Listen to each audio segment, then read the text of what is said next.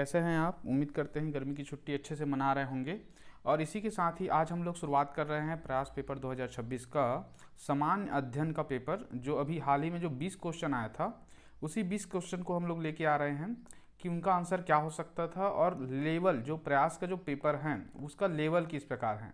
ये निश्चित है जो कक्षा 8वीं में रहे हैं वो सारे बच्चे लोग देते हैं इनको, ताकि जो छत्तीसगढ़ राज्य के बाल भविष्य योजना, इस योजना का नाम है मुख्यमंत्री बाल भविष्य योजना, जिसके तहत अलग अलग जिलों पे कुछ कुछ जगह 7 से 8 ऐसे हमारे जिलों पे प्रयास विद्यालय स्थापित किए गए हैं। और प्रयास विद्यालय में प्रवेश के लिए प्रवेश परीक्षा है, बहुत ही कहीं ना कहीं बहुत ही प्रगतिशील जो दुनिया है उसके लिए बहुत ही इंपॉर्टेंट है।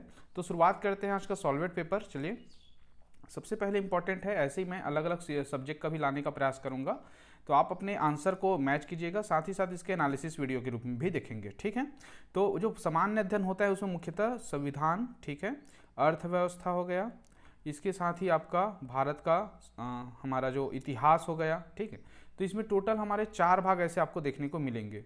ठीक, तो 4 भाग में कौन कौन से रहेगा अभी देखेंगे।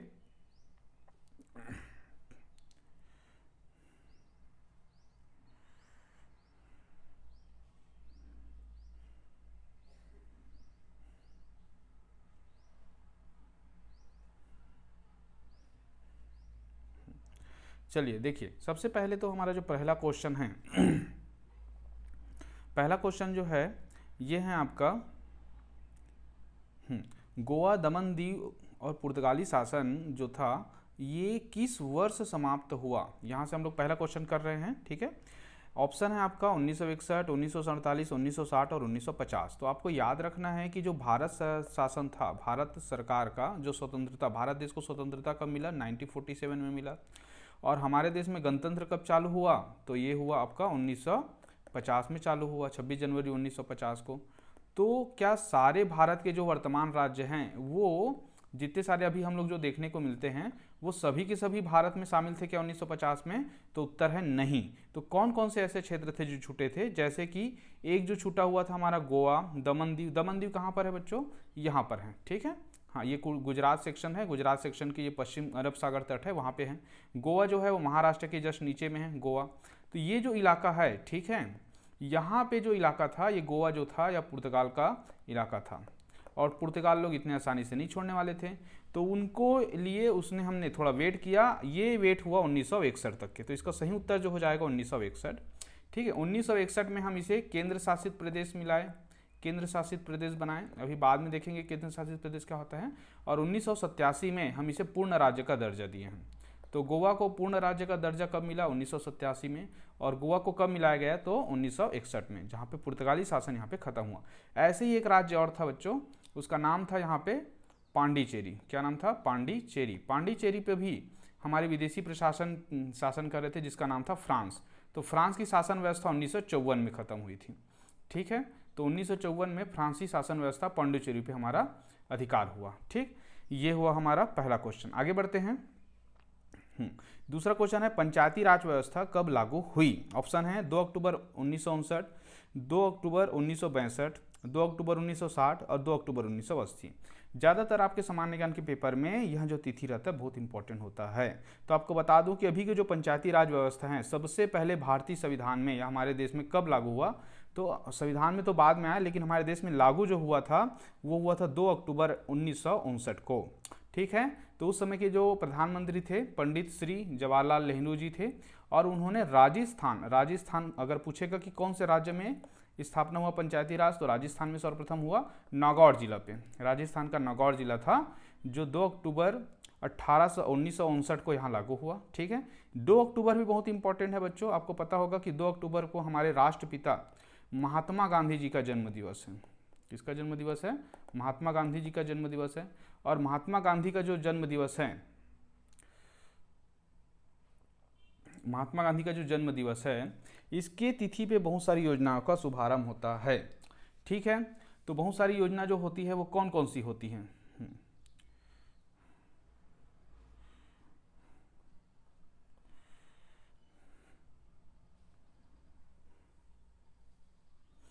कौन कौन सी योजना होती है? जैसे कि एक जो सबसे इंपॉर्टेंट योजना था मनरेगा, है ना, जिसका अभी नाम में अभी जी राम जी किया गया है।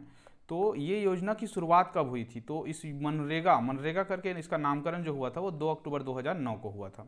तो 2 अक्टूबर को भी आपको याद रखना है, जिसे अहिंसा दिवस के रूप में मनाते हैं। ठीक है, आगे बढ़ते हैं। भारत में निम्नलिखित में से कौन सी नदी पूर्व से पश्चिम की ओर बहती है? तो आपको भारत का मैप पता होना चाहिए। सबसे पहले तो इंपॉर्टेंट है कि इसको पूर्व दिशा बोलते हैं, ठीक है, और इसको हम लोग क्या बोलते हैं? पश्चिम दिशा बोलते हैं, क्योंकि जापान किधर है? इस साइड में है, इधर है जापान। तो जापान इधर है, म्यांमार इधर है, तो ये पूर्व दिशा होगा और ये पश्चिम दिशा होगा, क्योंकि इसके साइड क्या है? अरब सागर है, अरब सागर है। अब ऐसी कौन सी नदी है जो इधर से इधर जाती होगी? ठीक है, नर्मदा के बारे में बात करें तो नर्मदा नदी यहाँ पे एमपी से, ठीक है, अमरकंटक करके जगह है, और ये एमपी से ऐसे होते हुए यहाँ पे क्या होती है? यहाँ पे अरब सागर में गिरती है। ठीक है, तो ये एमपी वाला सेक्शन पूरा पूरा, और ये गुजरात वाला सेक्शन, तो 2 राज्यों से। तो पहला तो हो जाएगा नर्मदा। दूसरा सतलज नदी। सतलज नदी जो होती है यहाँ पे मानसरोवर की झील है, ठीक है, चाइना के पास में, वहाँ से निकलती है जम्मू कश्मीर होते हुए ये पाकिस्तान पे जाती है, और पाकिस्तान से पहले ही यहाँ पे एक बड़ी नदी है चिनाब नदी, वहाँ पे मिल जाती है। तो ये भी कहीं कहीं पूर्व से पश्चिम की ओर जा रहा है। और तीसरा है ताप्ती नदी बच्चों। ताप्ती नदी भी एमपी से निकलती है और एमपी से होते हुए यहाँ अरब सागर में मिलती है। ठीक है, जैसे इसके पैरेलल बीच में जो एक पर्वत पड़ता है, उस पर्वत का नाम है सतपुड़ा पर्वत। क्या नाम है? सतपुड़ा पर्वत। तो सतपुड़ा पर्वत जो है, ठीक है, सतपुड़ा पर्वत दोनों के बीच से, इधर ताप्ती नदी है, उधर नर्मदा नदी, दोनों के बीच में सतपुड़ा पर्वत पड़ता है। तो तीनों नदियां कहीं ना कहीं क्या होती हैं? पूर्व से पश्चिम की ओर बहती है। तो इसलिए सही उत्तर हो जाएगा 1, 2, 3। ठीक है, आगे देखते हैं। प्रश्न क्रमांक 44, भारत में पहली ट्रेन कहाँ से कहाँ चली? तो भारत में पहली ट्रेन जो चली थी, आपके कक्षा 8वीं की पुस्तक में होगा, मुंबई से थाने। ठीक है, पुणे से थाने, मुंबई से पुणे, और गोवा से थाने। कई बार क्या होगा, आपके ऑप्शन को घुमा भी देगा, थाने से मुंबई लिख देगा। ठीक है ना? हाँ, तो थाने से मुंबई नहीं चलेगा, बड़े जगह से छोटे जगह चलेगा, मुंबई से थाने। ओके, अब इसमें देखते हैं कि कब चालू हुआ था। तो 16 अप्रैल आपको याद रखना है, 16 अप्रैल 1853 को, जो उस समय के हमारे जो मतलब भारतीय गवर्नर जनरल थे, उसका नाम था लॉर्ड डलहौजी। भारत में रेलवे लाने का श्रेय किसको जाता है? लॉर्ड डलहौजी को जाता है।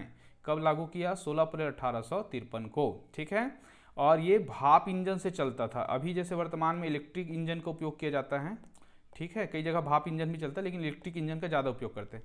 तो उस समय भाप इंजन से चालू किया था। भाप इंजन का नाम भी ये लोग रखे थे साहिब सिंह सुल्तान।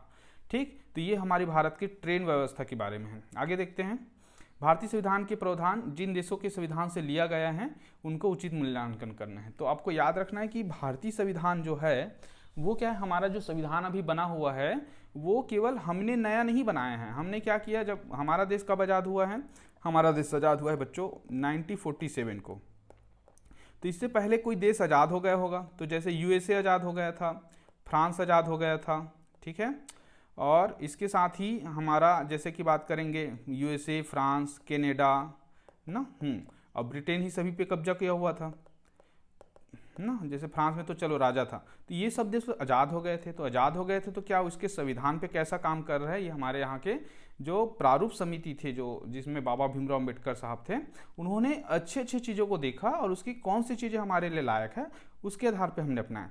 तो यहाँ पे लिखा हुआ है कि राष्ट्रपति पे महाभियोग संयुक्त राज्य अमेरिका, राज्य के नीति निर्देशक आयरलैंड, केंद्र द्वारा राज्यपाल की नियुक्ति कनाडा, और संसदीय शासन प्रणाली है ब्रिटेन। ठीक है, अब इसको क्या करना है, आपको सही जोड़ी मिलाना है कि राष्ट्रपति में महाभियोग कौन सा, 1, 2, 3, 4 में से कौन सा है। ठीक है, तो सही जोड़ी जो होगा वो अब असद के अनुसार से होगा, अब असद के अनुसार से। तो अ में कौन आएगा, अमेरिका पे कौन सा चीज़ों को लिया हुआ है। ठीक है, तो इसको हमें कोड के रूप में पढ़ते हैं।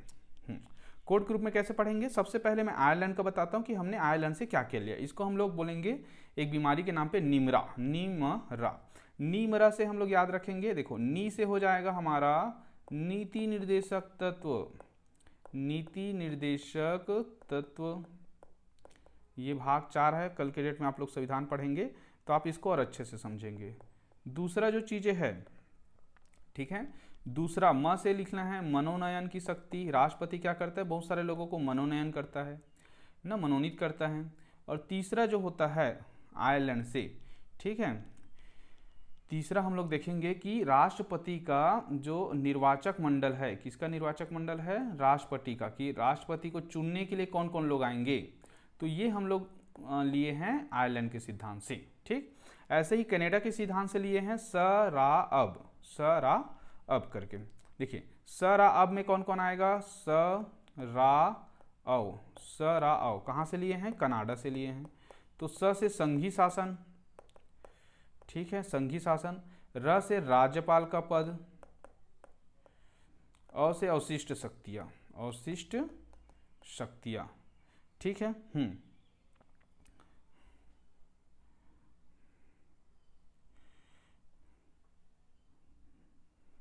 अवशिष्ट शक्तियाँ।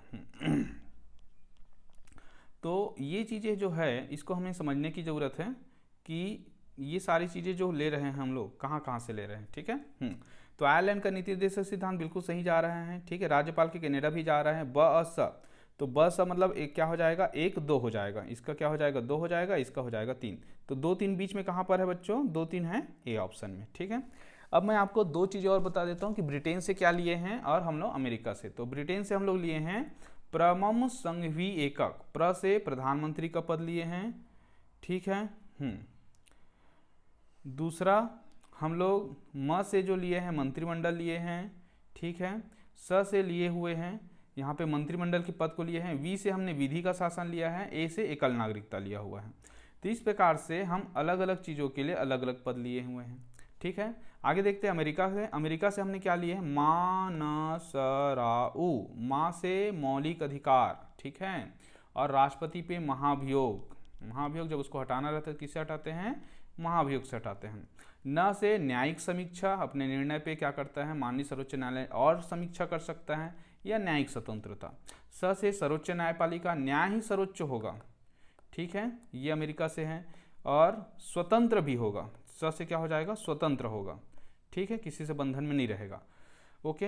राष्ट्रपति का पद, राष्ट्रपति का जो पद है हमारे देश में वो कहाँ से लिया गया है? तो अमेरिका से लिया है, ये क्वेश्चन पूछ सकता है। और उपराष्ट्रपति का पद भी कहाँ से लिए हैं? ये भी अमेरिका से लिए हैं, ठीक है। तो इस प्रकार से आपको याद रखना है। आगे देखते हैं निम्नलिखित में। चलिए साथियों, तो अभी हम लोग जो चालू किए थे कि कौन सा राज्य जो है वो चाय उत्पादक राज्य है। चाय उत्पादक राज्य है, इसमें अगर हम लोग बात करें तो चाय उत्पादक राज्य में ऑप्शन दिया है केरल, तमिलनाडु, असम और बिहार।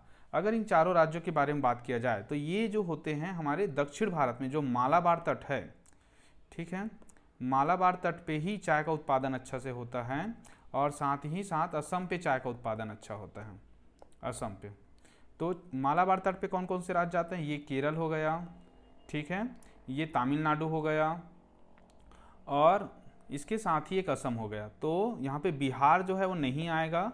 तो बिहार नहीं आएगा तो उत्तर क्या हो जाएगा? 1 2 3, ऑप्शन नंबर सी उत्तर हो जाएगा, ठीक है। जहाँ पे पर्वतीय क्षेत्र होगा वहाँ पे ही चाय का उत्पादन होगा। बिहार जो है वो मैदानी पर है और मैदानी पे चाय का उत्पादन नहीं होता। क्यों?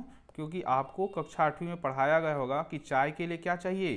पहाड़ी नुमा खेती, पहाड़ी नुमा खेती पे ही आपका क्या होगा? चाय का सही उत्पादन होगा, ठीक है। आगे देखते हैं।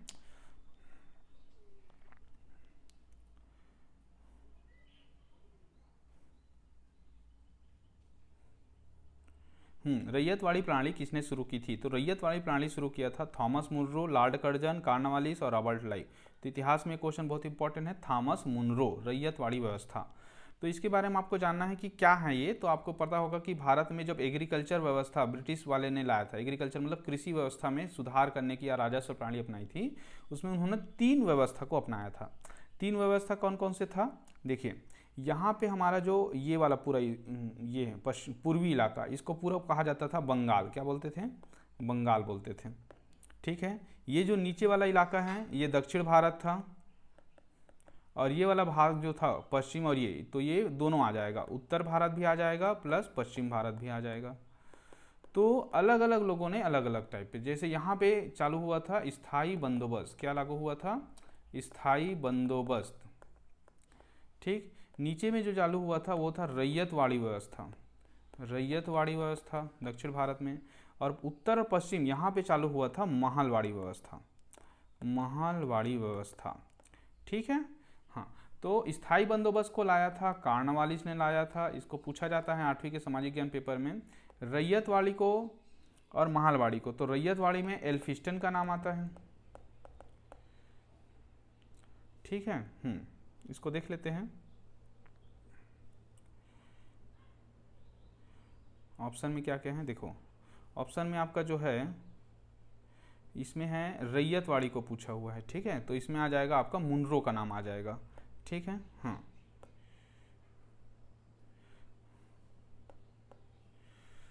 मुनरो कहाँ पर ये करेंगे, रैयतवाड़ी पे रहेगा, रैयतवाड़ी पे रहेगा मुनरो, ठीक। स्थायी बंदोबस्त पे कार्नवालिस रहेगा, ठीक है। और ये वाला जो इलाका है यहाँ पे एल्फिस्टन का नाम आता है, ठीक, ओके। तो इसका सही उत्तर हो जाएगा ए। आगे बढ़ते हैं। ये पूछा है कि ग्राम सभा के सदस्य कौन होते हैं। तो ग्राम सभा के सदस्य कौन होते हैं, केवल सरपंच होता है, पंच होता है, सभी वयस्क ग्रामीण होते हैं या केवल पदाधिकारी होते हैं। तो सही उत्तर है बच्चों सी, सभी वयस्क ग्रामीण, मतलब जिनका उम्र 18 वर्ष से अधिक हो गया है, 18 वर्ष से अधिक हो गया है, वो सब के सब ग्राम सभा के सदस्य कहलाएंगे। ग्राम सभा क्या होता है, तो जितने भी ग्रामीण वहाँ के नागरिक होते हैं जिनका उम्र 18 वर्ष से अधिक हो जाए, जो वोट डाल सकते हैं, वो सभी के सभी ग्राम सभा के सदस्य कहलाते हैं। ग्राम सभा के सारे मतदाता भी रहते हैं और उन्हीं लोग चुन के क्या क्या चुनते हैं, ये लोग पंच चुनते हैं और यही लोग चुनते हैं सरपंच, ठीक है। और ये पर्टिकुलर पंचायत के लिए चुनते हैं, तो इसलिए ग्राम पंचायत के सदस्य कहलाएंगे, ग्राम पंचायत के लोग सदस्य कहलाएंगे। और ग्राम सभा के सदस्य जो है पूरे गांव वाले कहलाते हैं, ठीक है। आगे देखते हैं।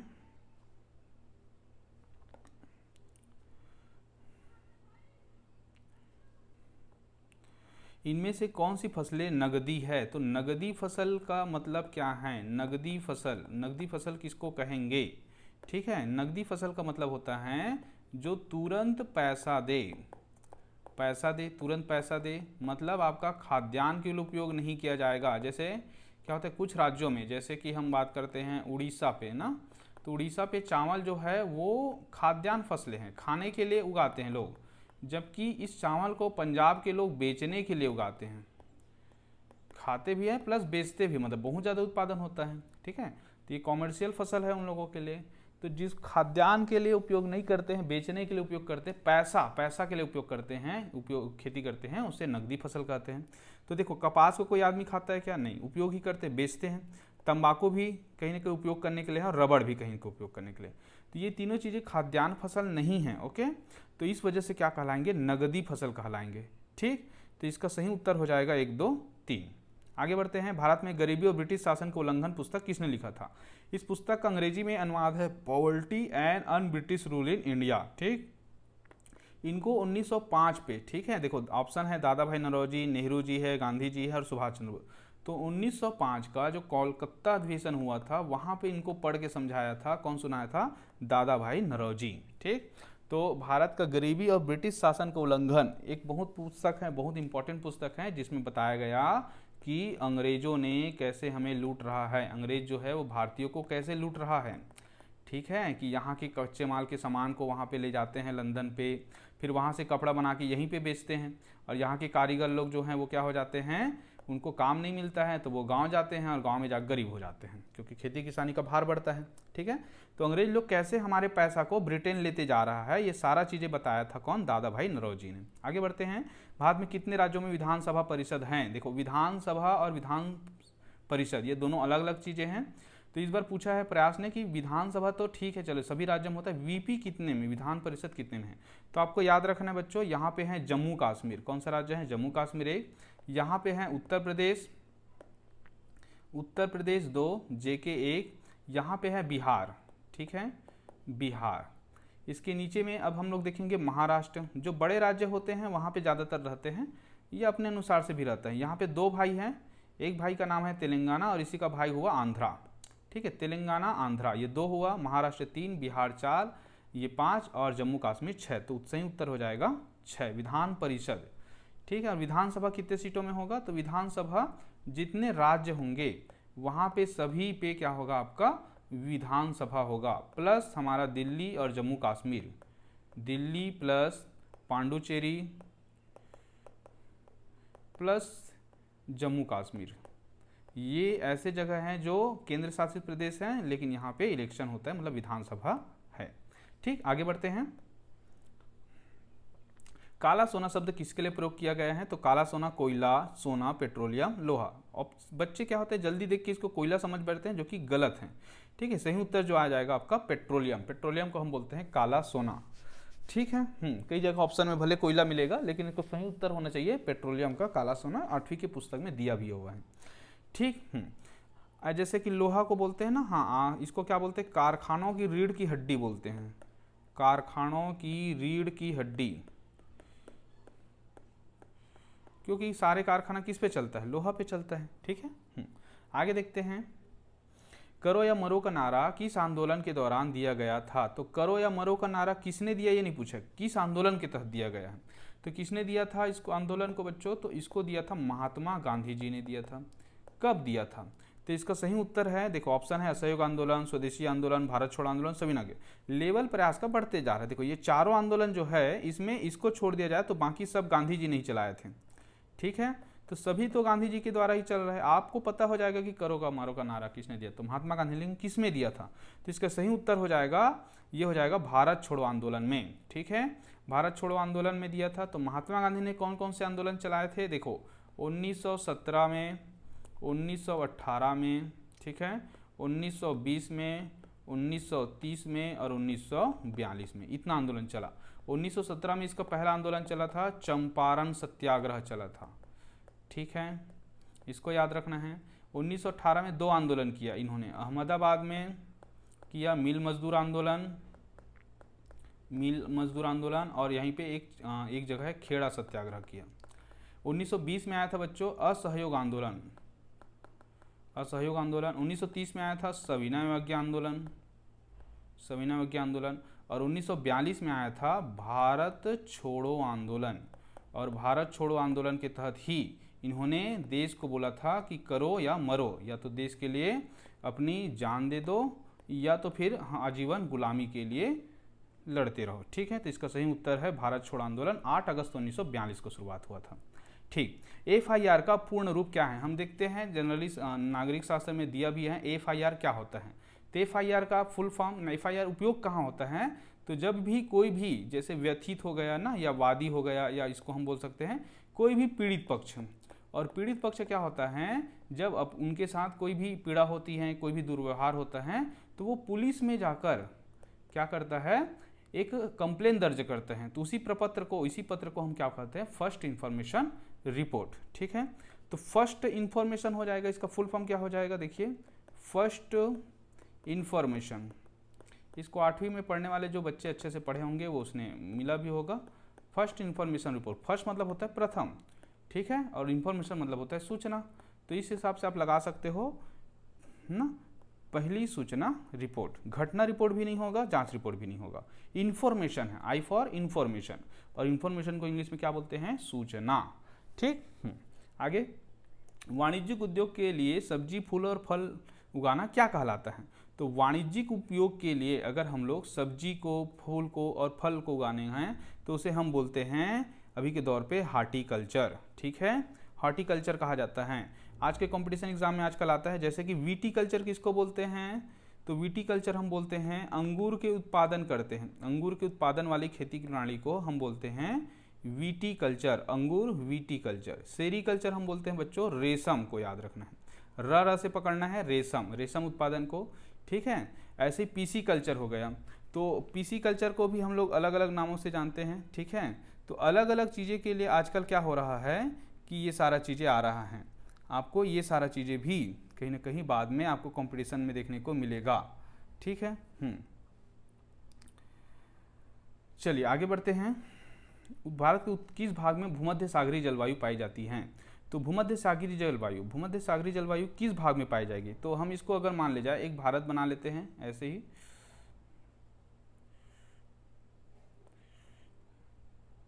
जैसे ये मान रहे सपोज दैट भारत है, तो भारत के जो उत्तरी भाग में, ये वाली जो उत्तर, क्योंकि भूमध्य सागर यहाँ पर है, यूरोप के बीच में है ना, यूरोप और अफ्रीका के बीच में, तो यहाँ की ठंडी जलवायु यहाँ क्या होता है? जम्मू कश्मीर में आता है। कब आता है? शीत ऋतु में आता है। ठीक है, और शीत ऋतु में क्या करता है? ये बारिश कराता है। ठीक है, शीत ऋतु में बारिश कराता है। और ये जलवायु कहाँ से आता है, या फिर ये जो वायु जो हवा कहाँ से आता है, भूमध्य सागर से आता है। इसीलिए इस प्रकार की जलवायु को बोलते हैं भूमध्य सागरीय जलवायु, ठीक है। और ये उत्तर भारत में वर्षा कराती हैं, तो उत्तर भारत में वर्षा कराती है, इसलिए इसका उत्तर हो जाएगा उत्तरी भाग, ठीक। अच्छा, तो बाकी सागर कौन सी जलवायु आती है, तो हमारा ये वाला जो भाग है प्लस यहाँ से ये वाला भाग है, इसको हम बोलते हैं मानसूनी जलवायु। मानसूनी जलवायु, मानसूनी जलवायु, ठीक है। अभी जैसे 1 अप्रैल को अभी केरल में आने वाला है, या हो सकता है 1 हफ्ता लेट से आ जाए, तो इसे हम बोलते हैं मानसूनी। और इसकी दिशा क्या होगा, दक्षिण पश्चिम हो जाएगा, ठीक। ये 2 प्रमुख पौने हैं, इसके साथ और भी होती हैं लौटता हुआ मानसून करके, लेकिन अभी 2 प्रमुख याद रखना है, मानसूनी और भूमध्य सागरीय। आगे देखते हैं, ये है बेटा ना, हाँ ये हमारा जो मानसून है ऐसे आता है ना। और कुछ जो होते हैं यहाँ पे बहुत बड़ा पहाड़ होता है, तो जो क्रॉस नहीं करता है, ठीक है, तो ये लोग क्या करते हैं, ऐसे मुड़ जाते हैं और ऐसे करके नागालैंड में प्रवेश करते हैं, फिर उसके बाद ऐसे वर्षा होती है। तो छत्तीसगढ़ में क्या होता है कि यहाँ से इधर से भी वर्षा होती है, इधर से, तो इधर से ज़्यादा होते हैं। छत्तीसगढ़ में किस साइड से जलवायु होती है, तो ये हमारा जो इधर क्या है, वेस्ट बंगाल है, तो वेस्ट बंगाल में है बंगाल की खाड़ी, तो बंगाल की खाड़ी से ज़्यादा वर्षा होता है, ठीक है। चलिए आगे देखते हैं। साइमन आयोग के विरोध प्रदर्शन के लिए पुलिस लाठीचार्ज में लाल बाल पाल के किस सदस्य की मृत्यु हुई थी, तो लाल बाल पाल में से तीनों सदस्य का नाम आपको याद होना चाहिए। लाला लाजपत राय, पाल से याद रखना है बाल गंगाधर तिलक, बाल गंगाधर तिलक, और पाल से आपको याद रखना है विपिंद्र चंद्र पाल। ये लोग 1905 में गरम दल, कांग्रेस की पार्टी था जिसको हम बोलते हैं गरम दल के प्रमुख नेता थे। उन्हीं में से लाला लाजपत राय, ऑप्शन में देखो बाल गंगाधर तिलक, लाला लाजपत राय और विपिन चंद्र पाल और भगत सिंह दिया है। इसमें लाला लाजपत राय को 1928 पे साइमन कमीशन का जब विरोध कर रहे थे, साइमन कमीशन एक विदेशी कंपनी थी और उसमें कोई भी सदस्य भारतीय नहीं था, इसीलिए उसका विरोध किया गया। तो लाहौर पे क्या हुआ बच्चों कि यहाँ पे जब लाठी चार्ज पे, ठीक है, सैंडर्स करके एक लेफ्टिनेंट था, ठीक है, पुलिस अधिकारी था, उसने इसको लाठी से पीट पीट के मार दिया। किससे पीट के मारा, लाठी से, और इससे किसकी मृत्यु हो गई, लाला लाजपत राय की, ठीक है। और यही पर लाला लाजपत राय ने बोला था कि मेरे सिर पर पड़ा हुआ लाठी का एक एक प्रहार ना अंग्रेजों की कील की नाबूद साबित होगी, और यहीं से कहीं ना कहीं शुरुआत भी होता है, ठीक। ये हो गया। आगे बढ़ते हैं। बाल विवाह किसने समाप्त किया, तो ऑप्शन है Lord Curzon, Lord Dalhousie, William Bentinck और लॉर्ड रिपन। तो इसका सही उत्तर हो जाएगा बच्चों लॉर्ड विलियम बेंटिंग, ठीक है। भारत में ये 1935 के दशक में आए थे और इसने 2 महत्वपूर्ण काम किया था, बाल विवाह को रोकथाम किया था और सती प्रथा के लिए 1829 में राजा राम मोहन राय के प्रयास से इन्होंने रोक लगाई थी, ठीक है। लॉर्ड रिपन ने क्या किया, तो स्थानीय स्वशासन को लागू किया, पंचायती जो हम बोलते हैं, सबसे पहले रेगुलेट किसने किया, नियमित कौन किया, लॉर्ड रिपन ने किया था। लॉर्ड कर्जन ने क्या किया था बच्चों, बंगाल का विभाजन किया था, ठीक है। और इसकी नीति, लॉर्ड डलहौजी की नीति पूछा जाता है, इसका नाम क्या था, हड़प नीति। तो ऐसे सभी प्रमुख गवर्नर जनरल को आपको पढ़ते जाना है, ठीक। संविधान को लागू करने के लिए 26 जनवरी का ही दिन क्यों चुना गया, ये आपके नागरिक शास्त्र का जो पेपर है जहाँ पे हम संविधान चालू होता है हमारे सामाजिक अध्ययन में, और वहीं पे पहला चैप्टर ही लिखा है कि 26 जनवरी को क्यों लागू किया गया। तो इसका ऑप्शन है नील आंदोलन की शुरुआत, नमक सत्याग्रह की शुरुआत, स्वशासन आंदोलन की शुरुआत, या पूर्ण स्वतंत्रता दिवस के रूप में मनाए जाते हैं। तो आपको याद रखना है कि 26 जनवरी 1930 को, ठीक है, 26 जनवरी 1930 को हमने सबसे पहली बार स्वतंत्रता दिवस मनाए थे, पहली बार हमने स्वतंत्रता दिवस मनाए थे। और इस दिन को याद रखने के लिए हमने इस दिन को चुना, किसको चुना, 26 जनवरी को चुना 1950, क्योंकि हमारा जो संविधान था बच्चों वो बन चुका था कब, 26 नवंबर 1949 को बन चुका था। तो हम खाली बैठे थे और हम वेट किसका कर रहे थे, इस तिथि का वेट कर रहे थे, ठीक है। 26 नवंबर 1949 को हालांकि संविधान दिवस के रूप में मनाते हैं, लेकिन हमारे संविधान को लागू कब कराया हमने, इस दिन लागू कराया, ठीक है। तो इसी को लागू करना बोलते हैं, और ये कब हुआ, 26 जनवरी 1930 की याद में। आगे लास्ट क्वेश्चन है आज का, दिए गए राज्य को क्षेत्रफल के अवरोही क्रम में आपको याद करना है। देखो आरोही और अवरोही आपको याद रखना, अवरोही मतलब होता है घटते क्रम में, तो घटते क्रम का मतलब है कि सबसे बड़े को पहले दिखाओगे ना, फिर छोटे को दिखाओगे, फिर छोटे को। तो ये बताइए कि भारत में क्षेत्रफल के आधार पे, एरिया के आधार पे सबसे बड़ा राज्य कौन सा है। तो अगर हम लोग बात करें तो सबसे बड़ा जो राज्य है भारत का वो है आपका राजस्थान। कौन सा राज्य है, राजस्थान है, ठीक है। दूसरा जो आता है हमारा एमपी आता है, और तीसरा जो आता है महाराष्ट्र आता है। ठीक, 1 2 3 यही याद रखना है। तो चौथा पहला हो जाएगा बच्चों, 4 देखो ऑप्शन में, उसके बाद मध्य प्रदेश हो जाएगा, और उसके बाद हो जाएगा महाराष्ट्र, और इसके बाद आ जाएगा उत्तर प्रदेश। ये 4 प्रमुख राज्य हैं। कौन कौन सा आ रहा है देखो, महाराष्ट्र, राजस्थान, राजस्थान के बाद मध्य प्रदेश, मध्य प्रदेश के बाद महाराष्ट्र, और महाराष्ट्र के बाद उत्तर प्रदेश। तो ऐसे ही आपको बड़े राज्यों को भी जानना है और छोटे राज्यों को भी जानना है। ठीक है, तो उम्मीद करता हूँ आपको आज का क्लास आपको समझ आया होगा और आपने सही आंसर भी मिलाए होंगे। साथ ही साथ जितने भी बच्चे प्रयास के हैं वो आगे की तैयारी भी करते रहिए। आगामी आप जब भी 12वीं पढ़ेंगे तो इसके बाद ये जो दौर है वो चलते रहेगा। ठीक है, और इसके साथ ही आपके कोई भी भाई बहन जो इस साल 8वीं में प्रयास की तैयारी करने वाले हैं, ठीक है, या कोई 7वीं में भी होगा, तो वो सारे के सारे हमारे जो यूट्यूब चैनल हैं, ठीक है, नंद सर ऑनलाइन क्लासेस, नंद सर ऑनलाइन, इसका लिंक भी मिल जाएगा। इसको आप लोग सब्सक्राइब कर लीजिएगा, और आगे की तैयारी भी हम इसी चैनल से करने वाले हैं। ओके, तो वीडियो को देखने के लिए धन्यवाद।